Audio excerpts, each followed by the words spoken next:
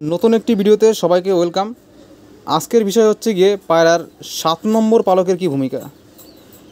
7 নম্বর পালকের কি ভূমিকা সেই বিষয়ে আজকে আলোচনা করব। যারা কিনা পায়রার 7 নম্বর পালকের সিক্রেট জানার জন্য আগ্রহী, এই ভিডিওটা তাদের জন্য।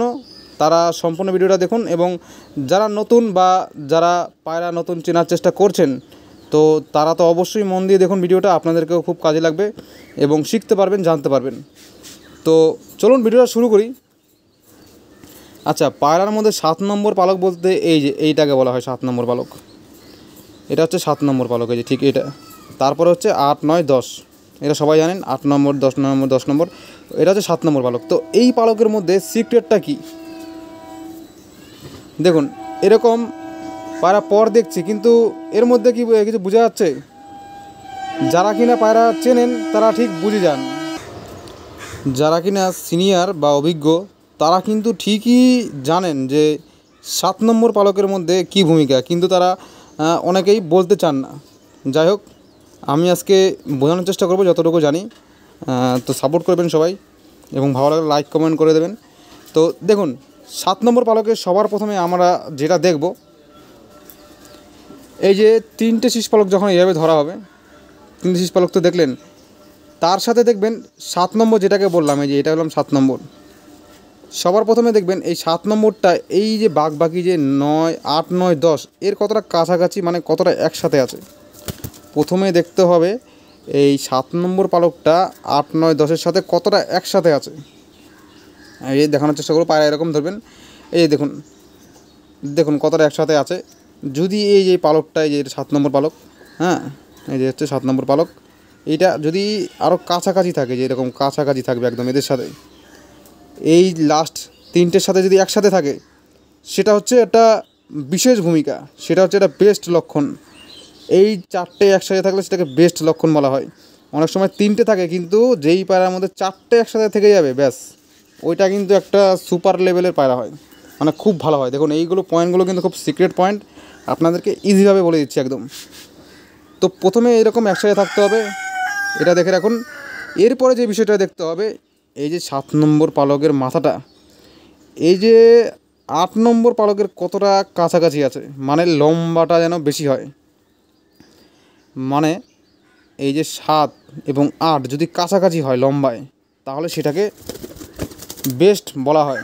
কারণ সেরকম হলে পরে সেই পায়রা বাড়ি ফেরার ক্ষমতা ভালো হয়, পায়রা দ্রুত হাইটে যায়, এবং সেই পায়রার মধ্যে স্টেবিলিটি ভালো থাকে। বুঝতে পেরেছেন? পায়রার ওরা স্টাইল ভালো হয়। আর যদি বাজি থাকে, তার মধ্যে সিস্টান ভালো হয় এবং বাজির সাউন্ড ভালো হয়। তো 7 নম্বর পালকটা যেন 8 নম্বরের সাথে একসাথে হয়। যখন কি না এই 7 নম্বর পালকটা 8 নম্বরের সাথে সাথে হয়ে যাবে, তখন আপনারা যখন ধরবেন না, দেখবেন 4টে শীষ পালক মোটামুটি একসাথে লম্বায় আছে। আপনারা তখন বুঝে যাবেন যে হ্যাঁ, 7 নম্বর পালকটা 8 নম্বরের সাথে একসাথে আছে। ওইটাকে আলাদা সাইড করে দেবেন, কারণ ওইটা হচ্ছে গিয়ে একদম জেনুইন লেভেলের, ভালো লেভেলের পায়রা। তো বুঝতে পারছেন, দুইখানা কিন্তু বেস্ট মহামন্ত্র দিয়ে দিলাম। এরপরে কি বিষয়টা দেখতে হবে, বিষয়টা হচ্ছে গিয়ে এই যে 8 নম্বরের সাথে লম্বা যতটা হতে হবে, ঠিক একইভাবে এই 6 নম্বরকে একসাথে কতটা নিতে পারছে। অনেক সময় দেখবেন এই যে 7 নম্বরটা 8 নম্বরের কাছাকাছি, কিন্তু 6 নম্বরটা অনেক নিচে, তাহলে কিন্তু সমস্যা হবে, প্রবলেম হবে। তো তাই জন্য বলছি, এই 6 নম্বরটাও যেন 7-এর সাথে সাথে থাকে। এই পায়রা দেখুন অনেকটা কিন্তু দূরত্বে আছে, এতটা দূরত্বে থাকলে হবে না, আর একটা কাছাকাছি থাকতে হবে।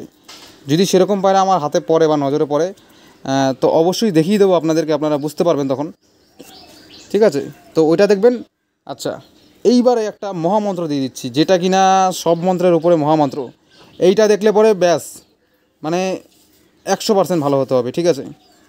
সেই পয়েন্টটা কি? সেই পয়েন্টটা হচ্ছে এই যে ঠিক 7 নম্বরটা চলে আসবেন, 7 নম্বরের এরকম পরটা টানবেন, টানার পরে দেখবেন এই যে মাথাটা, ঠিক মাথাটা কতটা গ্রিপে আসছে। এর দেখুন মাথাটা কিন্তু গ্রিপে আসছে না, দেখুন এই মাথাটা কিন্তু গ্রিপে আসছে না। দেখুন এই যে কিছুটা আসছে হালকা, দেখুন মাথাটা কিন্তু এই যে 8 নম্বর পালকের সাথে কিছুটা গ্রিপে, এই ঠিক এইভাবে যত ভালো গ্রিপে আসবে, সেটা তত বেশি বেস্ট, এবং অন্যান্য পায়রার থেকে তত বেশি ভালো।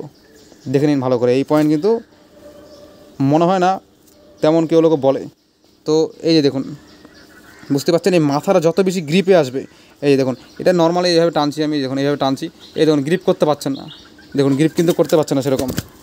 তো যেই পায়রা টানার পরে দেখবেন ঠিক এই যে এইভাবে গ্রিপ করছে, একদম মাথা দেখবেন এই যে এইভাবে গ্রিপে চলে আসছে, ব্যাস দেখে নিন একদম ক্লিয়ারভাবে সুন্দরভাবে বুঝিয়ে দিচ্ছি। দেখুন এই যে মাথাটা ঠিক এইভাবে দেখবেন গ্রিপে চলে এসছে, ঠিক এইভাবে গ্রিপে চলে এসছে এবং ঠিক 6 নম্বরটাকে এরকম সাথে গ্রিপে নিয়ে চলে আসবে মাথাটা, ব্যাস কোনো কথা বলতে হবে না, ওটা মানে দি বেস্ট হবে।